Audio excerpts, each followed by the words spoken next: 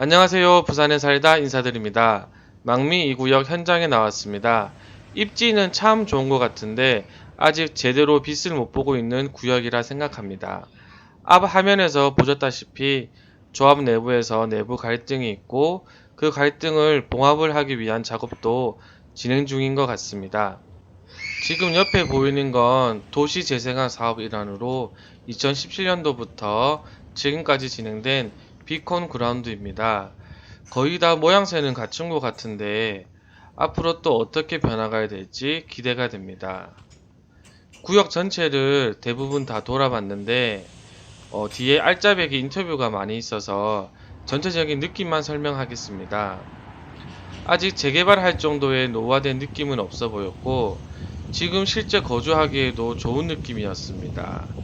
주택가를 걷는데 이렇게 새소리가 많이 들리는 곳이 있나 싶을 정도였습니다. 위치는 다들 잘 아시겠지만 지하철 3호선 망미역 바로 앞이고 정면 맞은편에 더샵 파크리치 아파트가 있고 조금 더 위쪽에는 작년 6월 입주한 수영 SK뷰가 있습니다. 재개발 추진만 원활히 진행되면 해당 지역 내에서는 최고의 입지가 되지 않을까 생각합니다. 파크리치는 현재 13년 차 정도 되니 망미 2구역이 완공되면 거의 20년 가까이 될 수 있습니다. 아무튼 잘 진행만 되면 정말 좋은 지역이라 개인적으로 생각합니다. 관련해서 현장 부동산 인터뷰를 진행하였습니다. 인터뷰 해주신 소장님은 공인중개사 대상으로 재개발, 재건축, 유로 강의도 하시는 분입니다. 오늘 영상을 보시는 분은 유로 강의를 무료로 보시는 것과 다름없으니 조금 바쁘시더라도 끝까지 영상을 보시는 걸 추천합니다. 자, 부동산 사무실로 들어가 볼까요?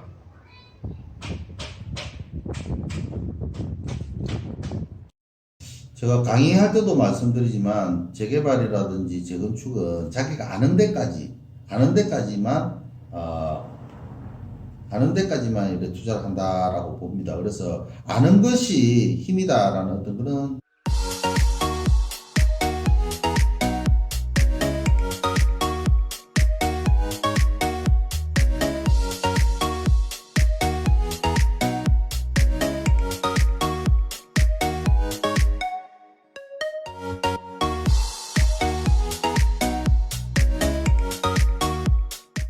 저희 소개 좀 간단하게 한번 해주시면 감사하겠습니다. 저는 지금 그 망미 2구역 재개발 지역에서 이제 중개업을 하고 있는데 개업 공인중개사입니다. 저는 그 재개발 재건축을 중개하는 것뿐만 아니라 지금은 이제 부전동에서 서면 부전동에서 2030 부자부동산 아카데미 학원에 그 지금 원장을 맡고 있습니다. 그래서 지금 재개발 재건축이라든지 또 세법이라든지 또는 실물 경제 뭐 이런 것들 해가지고 강의도 좀 하고 있습니다. 망미 구역 입지에 대해서 설명 좀 부탁드리겠습니다. 망미 구역이 여기입니다. 여기 혹시 포인트로 보일랑은 모르겠는데 보이네요. 여기 망미 구역인데 망미 구역은 바로 망미 지하철역 바로 여기입니다. 그리고 뒤에 일단 지하철 역세권이죠. 역세권이고 조금만 5분만 걸어가면 수영 한성역이 있습니다. 2호선 한성역이고요. 그리고 이제 뒤에 초등학교, 중학교, 고등학교까지 지금 유일하게 평지로서 초중고를 끼고 있는 데가 신시가지, 해운대 신시가지를 빼놓고는 이렇게 유일하다 이렇게 보는 겁니다. 지금 여기가 망미 구역이 조합에 대한 리스크가 있지만 나름대로 괜찮다고 보는 것은 뭔가 하면 요 망미 2구역의 입지도 중요하지만 요 남구 수영구권의 어떤 내용을 좀 봐야 됩니다. 지금 제가 일반적으로 제가 이야기 드릴 때 우리 남구 대형권은 조금 조심을 해야 된다라고 이야기하거든요. 왜 그런가 하면 지금 대형권은 대형 8구역까지 있습니다. 그리고 재건축 지역만 해도 엄청 많아요. 그래서 향후에 4, 5년 뒤에 또는 향후 10년까지 아파트가 공급이 엄청나게 됩니다. 심지어 간만 1구역만 해도 9,000세대인데 그렇게 되면 향후에는 대형권은 초과 공급의 상황이 좀 나오기 때문에 아파트 가격이 그렇게 유리하게 작용이 되지 않을 것 같습니다. 그런데 여기 저 수용구는 여기나 이런 쪽에 사실 아파트가 들어서고 재개발이 되어야 되는 지역인데 센텀이나 마린시티가 이제 그 새롭게 계획 도시로서 나오면서 거기에서 직장들에 근무하는 서비스업에서 종사하는 사람들이 다리를 하나 건너와 가지고 전부 이런 쪽에 빌라나 원룸에 다 살고 있습니다. 그러다 보니까 여기에 전부 다 5층짜리 4, 5층짜리, 6층짜리 이런 원룸 빌라들이 많이 있습니다. 그래서 이 개발이 안 됩니다. 그렇게 하다 보니까 전체적으로 보면 수영구는 아파트가 좀 부족 지역입니다. 그래서 나중에 망미 2구역이 완공이 되면 어느 정도 수급에 있었어도 숨통이 좀 트일 거고, 그래서 이제 더 이상 미룰 수도 없는 거죠. 뭐 관청의 입장에서는 더 이상 미룰 수도 없습니다. 그래서 수급의 어떤 그런 부분을 보더라도 좀 빨리 진행을 좀 해야 되고, 또 특히나 아파트의 어떤 가격도 수요 공급의 원칙에 입각해서 절대적으로 좀 부족 지역이기 때문에 나름대로 가격 형성에도 좋다 이렇게 보고 있습니다. 현재 저기 망미 구역 조합이 뭐 조금 여러 가지 복잡한 상황이 있는데 그런 좀 설명을 좀 부탁 좀 드리겠습니다. 그 망미 구역은 뭐 좋은 학군도 가지고 있고 또 지하철 역세권 바로 옆에 있고 또 나름대로 평지고 이런 부분에도 불구하고 사실 좀 조합에 대한 리스크가 좀 있어요. 조합에 좀 리스크가 좀 있다 보니까 좀 저평가되어 있는 그런 국면에 있는데, 향후에는 지금 조합에서도 지금 상당히 이제 조합원들이 새롭게 많이 바뀌면서 그분들이 이제 그동안 기득권을 갖고 있는 조합에 관계되는 어떤 기득권 세력들하고는 좀 별도로 새롭게 좀 진행을 좀 해보자 그래가지고 지금 물밑에서 작업이 엄청나게 이루어지고 있습니다. 그래서 저도 그런 부분은 뭐 적극적으로 저도 동참할 거고 또 앞으로도 그런 부분이 좀 좋아 보인다 이렇게 보고는 있죠. 오다 보니까 뭐 현수막이 뭐 이제 조합 뭐 관련해서 총회 뭐 이런 것 내용이 있던데 혹시 뭐 그 내용을 좀 얘기 좀 해줄 수 있으십니까?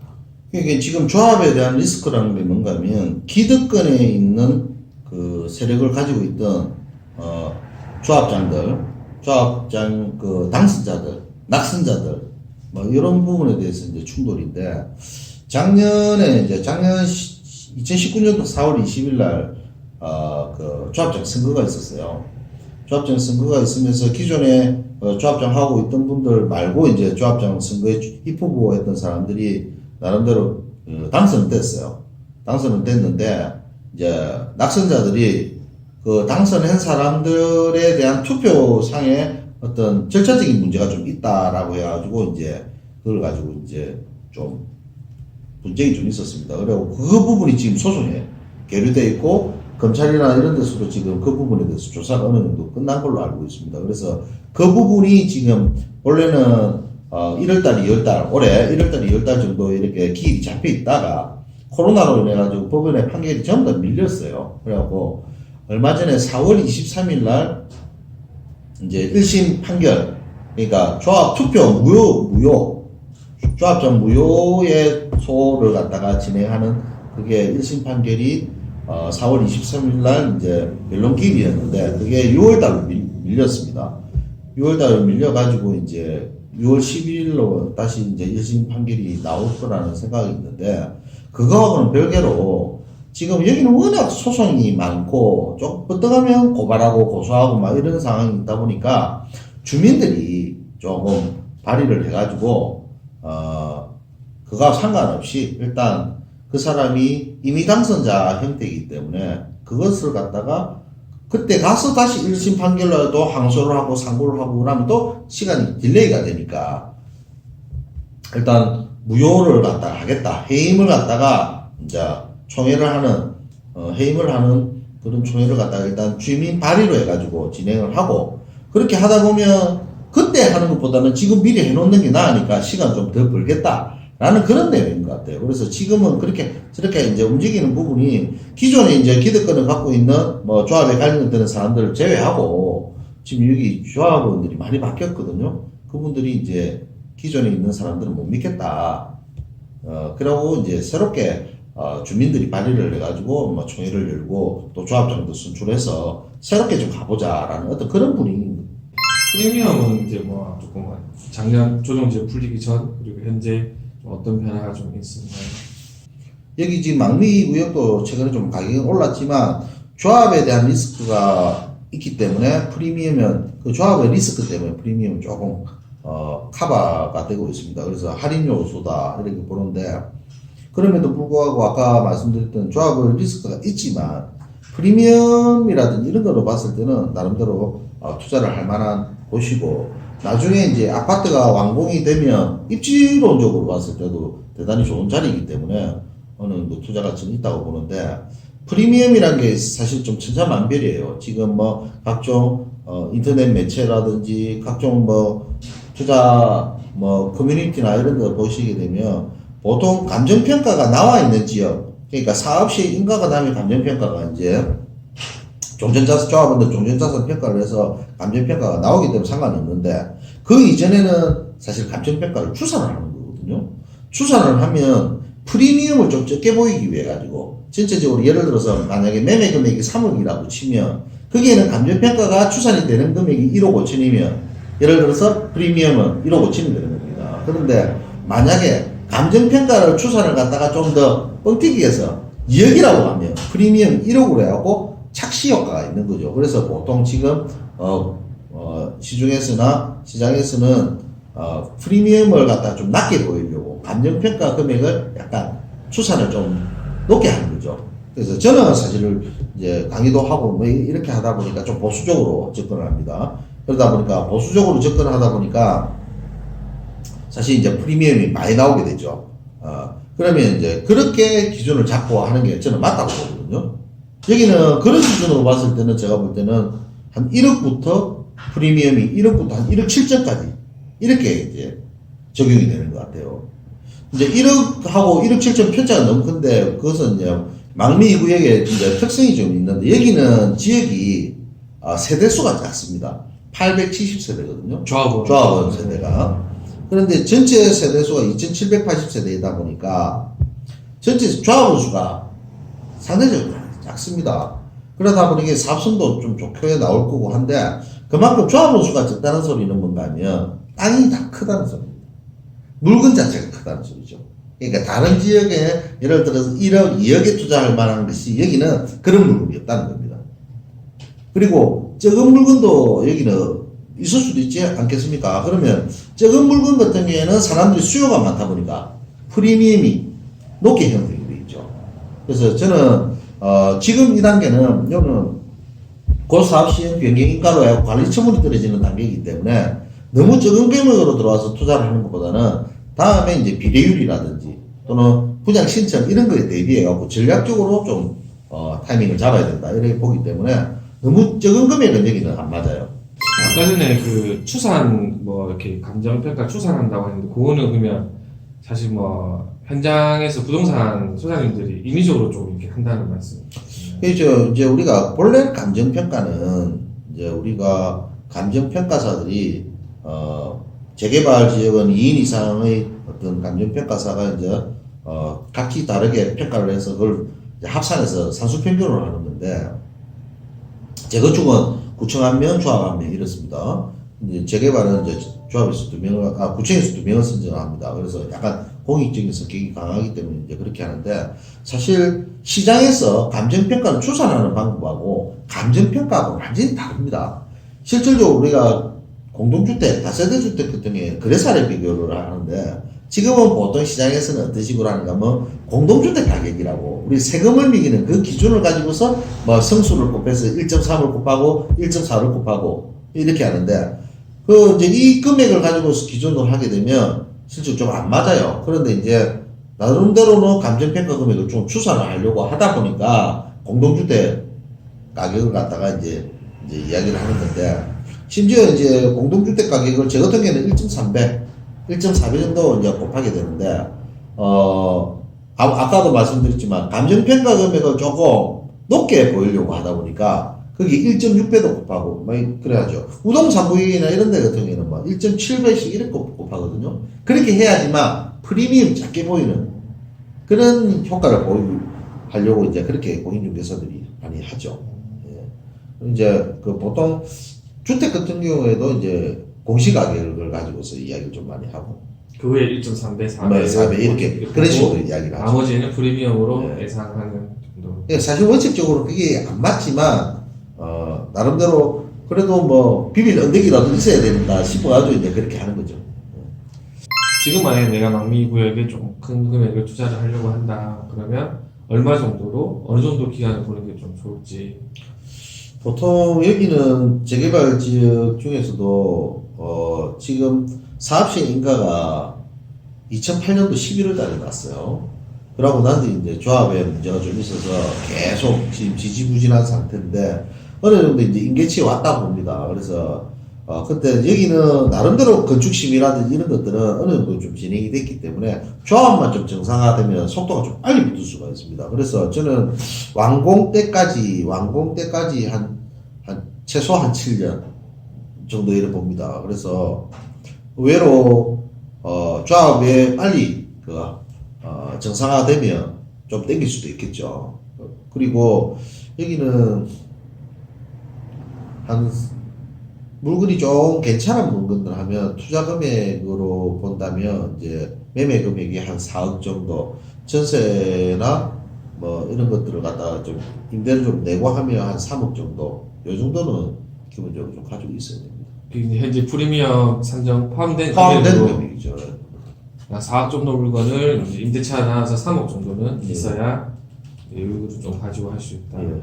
왜냐면 그 밑에 있는 금액은 여기는 땅도 크고 이러기 때문에 그런 물건도 많이 없는데 또 그런 물건들은 수요가 금액이 적다 보니까 수요가 많다 보니까 프리미엄이 가닥이 좀 붙어 있는 그런 상황이라서 그런 물건을 잡아야 된다 보는 거죠.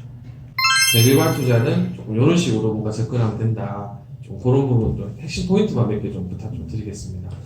재개발 투자는 지금 이제 어떻게 보면 실패하지 않는 투자로 좀 다들 인식을 하는데 최근에 이제 그 조합원들 자격, 분양 자격 이런 부분에서 문제가 되는 경우가 좀 많이 있습니다. 실질적으로 조합에서도 조합원 자격이라든지 분양 자격, 최종적으로 이제 아파트를 입주를 할 수 있는 자격을 가지기 위해서 분양 자격을 가지는 건데 조합원 자격이 된다고 해서 분양 자격이 다 있는 게 아닙니다. 그런데 지금은 도시비 주관이 이제 미국이 쭉 이래 법이 진화를 하면서 경과 조치 어떤 그런 내용들이 좀 있다 보니까 조합이나 구청에서도 그런 부분에 대해서 정확하게 인지를 좀 못하고 심지어 안 줘도 되는 물건을 분양 자격을 주는 경우도 있고 분양 자격을 줘야 되는데 안 주는 경우도 있습니다. 그래서 그런 부분이 사실 체크를 누가 해줘야 되는가 하면 조합이나 구청에서 인가권자 구청에서 해야 되는데 사실 그게 현실적으로 좀 안 맞거든요. 그래서 지금 강원 2구역도 그런 부분이 좀 문제가 있는 걸로 좀 알고 있어요. 그래서 저한테 많은 문의가 오는데 그런 부분을 좀 따져야 되고 그래서 공인중개사하고 조력자인 공인중개사하고 잘 컨설팅을 받을 때 그런 부분을 면밀히 좀 따져야 됩니다. 그리고 재개발 지역은 투자하시는 분도 좀 공부가 좀 사실 필요해요. 근데 저는 그 정도 공부로서 수익을 엄청 많이 낼 수 있는 자리거든요. 특히나 고액 연봉자라 하더라도 1년에 1억씩 이렇게 벌기가 어렵지 않습니까? 근데 이제 재개발 투자는 잘만 하면 1억 이상도 1억 벌 수 있는 그런 거기 때문에 조금 공부를 좀 해서 또 전문가들하고 상의도 하면 충분히 수익을 낼 수 있는 그런 어떤 대체 투자의 일환입니다. 지금 제가 볼 때는 부동산 투자를 해가지고 재개발만큼 매력적인 게 없어요. 특히나 지금은 도시만에 우리 부산 같은 경우에는 도시만에 일반 분양을 해줄 수 있는 택지가 없습니다. 그러니까 전부 다 재개발이나 재건축을 통해서 일반 분양을 하는데 일반 분양도 청약 자격이라든지 이런 것들이 해가지고 사실 1순위로 해갖고 받기가 어렵지 않습니까? 그런데 이제 거기에서 조금만 더 공부를 좀 더 하면 조합원 자격을 득하는 게 오히려 더 낫거든요. 그렇기 때문에 특히나 재개발 재건축은 지역은 엄청나게 많습니다. 지금 진행되고 있는 게 부산 지역만 해도 재개발만 77군데거든요. 재건축도 많죠. 그러니까 돌아보면 다 재개발, 재건축이기 때문에 조금만 더 공부를 열심히 하시면 되죠. 마지막으로 뭐 인사 좀 해주시면 좋겠습니다. 네. 제가 강의할 때도 말씀드리지만 재개발이라든지 재건축은 자기가 아는 데까지만 이렇게 투자를 한다라고 봅니다. 그래서 아는 것이 힘이다라는 어떤 그런 내용을 좀 말씀을 많이 드리는데 계속 알아가는 게 성공하는 투자로 이어진다. 이렇게 생각을 하고 있습니다. 그럼 뭐 궁금한 사항이나 이런 것들이 있으시면 전화 주시면 언제든지 제가 친절히 안내해 드리겠습니다. 하여튼 초대해 주셔서 감사드립니다. 네, 고맙습니다. 네, 감사합니다. 네.